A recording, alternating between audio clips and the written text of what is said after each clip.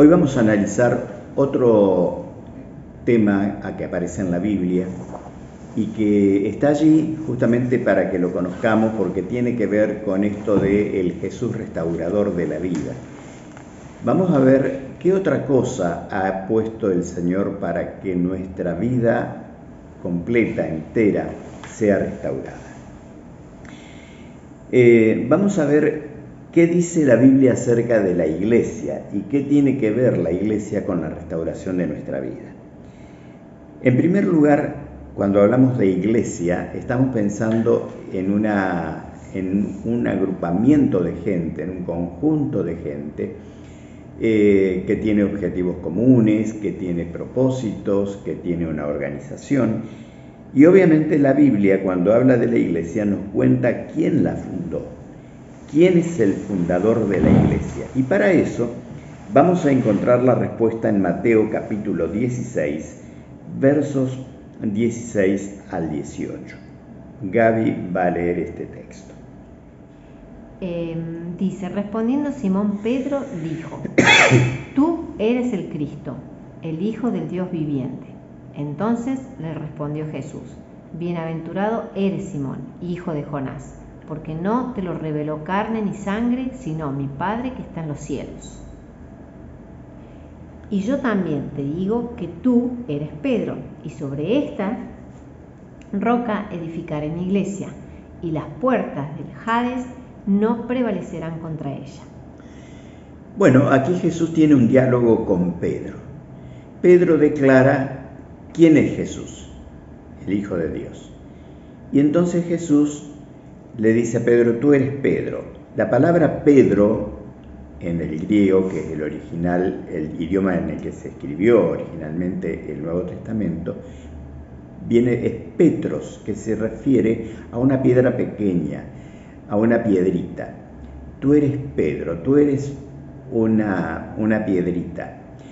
Pero sobre esta roca, y ahora aparece el contraste entre una piedra pequeña y una grande, una roca, sobre esta roca edificaré mi iglesia.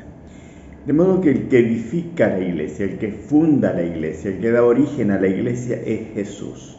Él es el fundador de la iglesia. Ahora, cuando Jesús funda la iglesia, ¿sobre qué la edifica? El apóstol San Pablo dice lo siguiente: todos los miembros de la iglesia son como un edificio, el cual está construido sobre la enseñanza de los apóstoles y los profetas.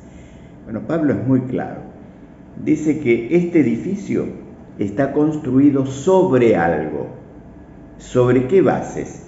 Sobre la enseñanza de los apóstoles y los profetas. ¿Dónde está la enseñanza de los apóstoles y los profetas? En la Biblia. O sea que la Biblia es el fundamento de la iglesia. Sobre sus enseñanzas, Cristo fundamenta la iglesia. Y el texto concluye: en ese edificio, Jesucristo es la piedra principal. O sea, la iglesia está fundada sobre las enseñanzas bíblicas y la piedra más importante, la enseñanza más importante de todas ellas es la de Cristo Jesús. Entonces, Cristo es claro al decir que la iglesia no está fundada sobre razonamientos humanos, sobre teorías humanas, no está fundada sobre tradiciones, sino sobre la palabra de Dios. ¿Para qué escogió Dios a su pueblo? Ahora sí, primera carta de Pedro 2:9. Mas vosotros sois linaje escogido, real sacerdocio, nación santa, pueblo adquirido por Dios, para que anunciéis las virtudes de aquel que os llamó de las tinieblas a su luz admirable. Bueno, ahora sí. Dios organiza una iglesia, elige a quienes la van a componer con una misión, para que anunciéis. La iglesia tiene que anunciar algo. Y lo que anuncia es la buena noticia a aquellos que no conocen la luz admirable del Evangelio, que la conozcan. que Cristo ha venido al mundo para salvarnos. Esa es la gran misión de la Iglesia. Bueno, ¿qué comparación utiliza la Biblia para referirse a la Iglesia? En la primera carta a los Corintios, el apóstol Pablo, en el capítulo 12, en el verso 12 dice: la Iglesia es como el cuerpo humano. Acá ya está la comparación. Compara a la Iglesia con el cuerpo humano. Y dice, está compuesto de distintas partes, pero es un solo cuerpo. Dice en el siguiente versículo, entre nosotros, unos son judíos, otros no lo son, algunos son esclavos, otros son personas libres, pero todos fuimos bautizados por el mismo Espíritu Santo para formar una sola iglesia y un solo cuerpo. A cada uno de nosotros Dios nos dio el mismo Espíritu Santo. Y agrega un poquito más adelante en el verso 20, y aunque las partes del cuerpo pueden ser muchas, el cuerpo es uno solo. Entonces, acá el apóstol usa esta ilustración del cuerpo, formado por muchas partes distintas, obviamente, cada una con una función distinta a la otra, pero todas constituyen un solo cuerpo. Pero obviamente la Iglesia, para que funcione, tiene que tener un liderazgo, tiene que tener dirigentes, tiene que tener gente que la lidere. Y vamos a ver por qué Dios estableció el liderazgo de la Iglesia. En el libro de los Hechos de los Apóstoles, a ver si ahora estamos bien, capítulo 20, ¿sí? Versos 28 y 29, dice por qué Dios estableció el liderazgo de la Iglesia. Por tanto, mirad por vosotros y por todo el rebaño en que el Espíritu Santo os ha puesto por obispos, para apacentar la iglesia del Señor, la cual Él ganó por su propia sangre. Porque yo sé que después de mi partida entrarán en medio de vosotros lobos rapaces que no perdonarán al rebaño. Bueno, allí utiliza un verbo muy lindo, para apacentar, para cuidar, para proteger. El liderazgo de la iglesia no está para mandar, para enseñorearse, está para apacentar, para cuidar. Porque la iglesia iba a correr peligros. Entonces el liderazgo tiene que estar preocupado por el bienestar y la pureza de la iglesia. Ahora, esos líderes, cualquiera puede ser, no. El apóstol Pablo es claro cuando dice qué cualidades deben tener los líderes de la iglesia. Dice, si alguno desea dirigir una iglesia, realmente desea un buen trabajo. Pero debe ser alguien a quien no se le pueda acusar de nada malo. Ya viene la primera característica, no se lo puede acusar de nada malo. Debe tener una sola esposa, controlar todos sus deseos y pensar 2 veces lo que va a hacer. Debe comportarse correctamente, recibir con gusto en su hogar a los visitantes y saber enseñar. No debe ser borracho, ni violento, ni buscar pelea. Al contrario, debe ser amable y tranquilo y no estar preocupado solo por el dinero. Además, debe gobernar bien a su propia familia y educar a sus hijos para que sean obedientes y respetuosos. Porque si no puede gobernar a su propia familia, tampoco podrá gobernar a la iglesia de Dios. Y no debe ser alguien con poco tiempo para ser creído en Jesucristo, pues no debe ser alguien con poco tiempo de haber creído en Jesucristo, o sea, un nuevo en la fe. Pues puede volverse orgulloso y entonces recibirá el mismo castigo que Satanás. Por último, debe contar con el respeto de la gente